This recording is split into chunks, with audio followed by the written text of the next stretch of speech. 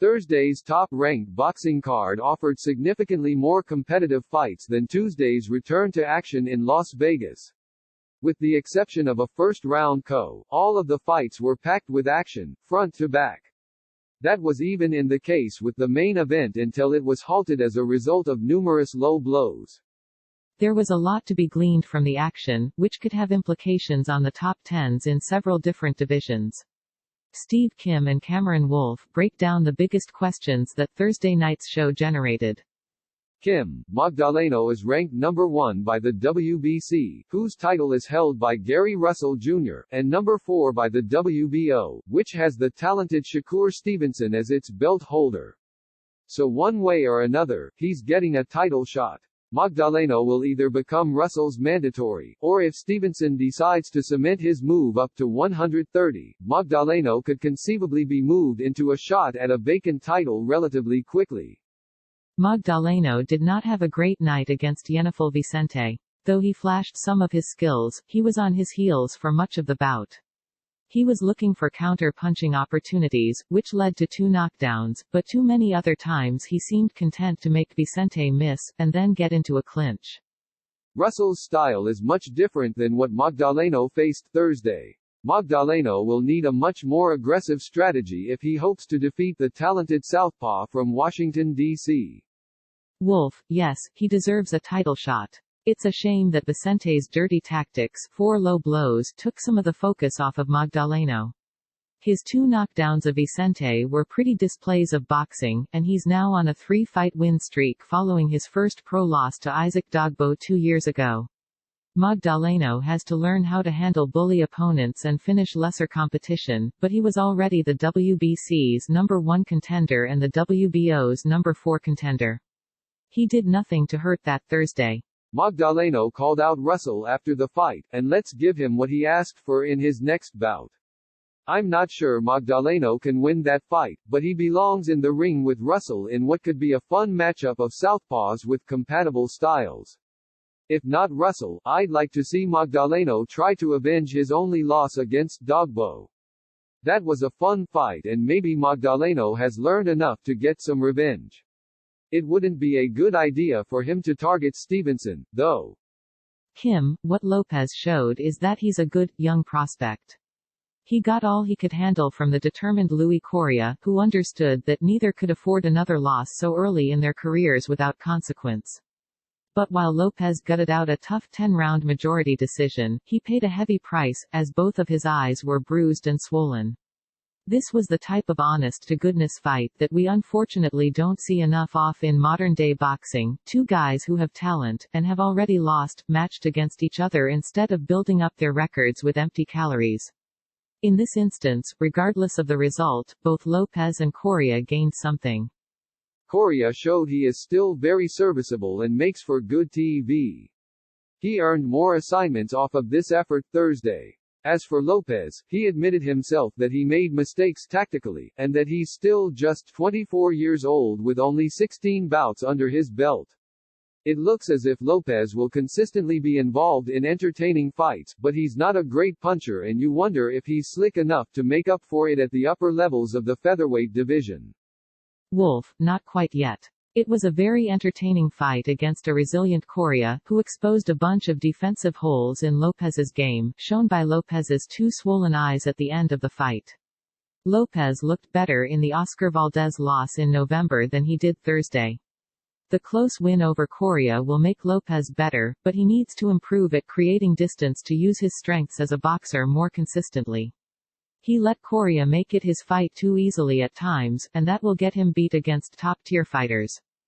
Lopez's jab is impressive, and he showed an ability to adjust Thursday, but I'd like to see him get a few more fighters of this caliber before we consider him a contender to fight for a title again. Heck, I'd like to see a rematch against Coria to see if he can learn some lessons and win more convincingly. Kim, Coria showed that he's a young fighter who doesn't simply fill the role of a walkover opponent. Coming into this bout, he already had 2 losses in 14 fights, which in today's boxing world typically doom someone to being a perennial B-side, the guy who is just brought in by matchmakers to lose to undefeated prospects. But Thursday, despite the loss, Correa showed that he's a game fighter who brings a TV-friendly style to the table. He pushed Lopez to the very edge and Correa could have gotten the nod, showing not only a solid offensive attack, but a good chin that allowed him to turn the tide in the late rounds after getting outboxed in the middle rounds. Nowadays, young fighters are often overprotected, but Correa is still only 21, and tell me you wouldn't want to see him again.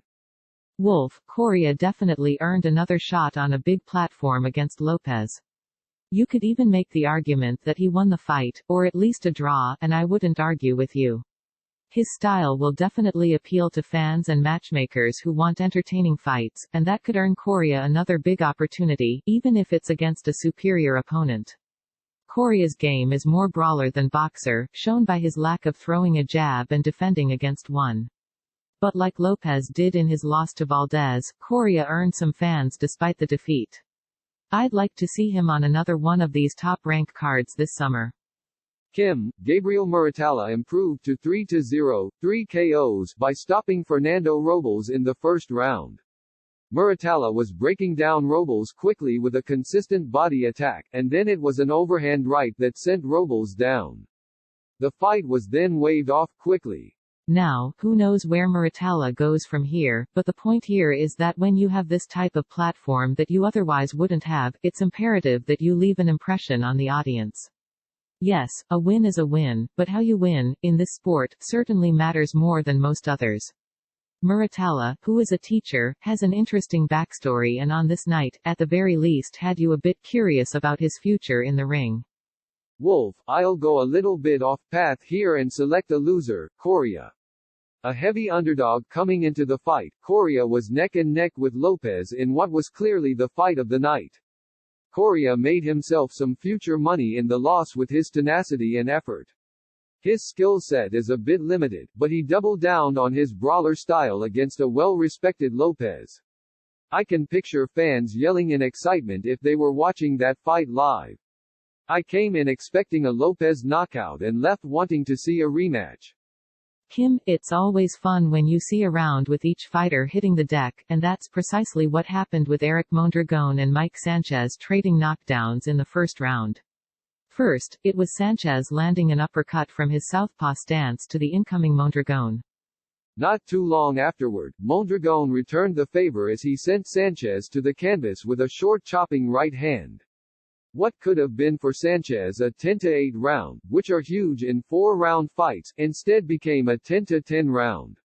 That's a huge swing, and it mattered in the end, as the rest of the fight was on relatively even terms and ended up being a majority draw.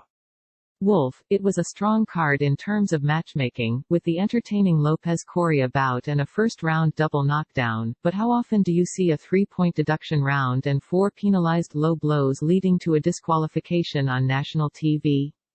A wild fourth round with 2 low blows and late punch penalties in an otherwise one-sided main event qualifies as the eye-opening moment of the night for me. Then Vicente did it again in round 10 with 2 more punches below the belt.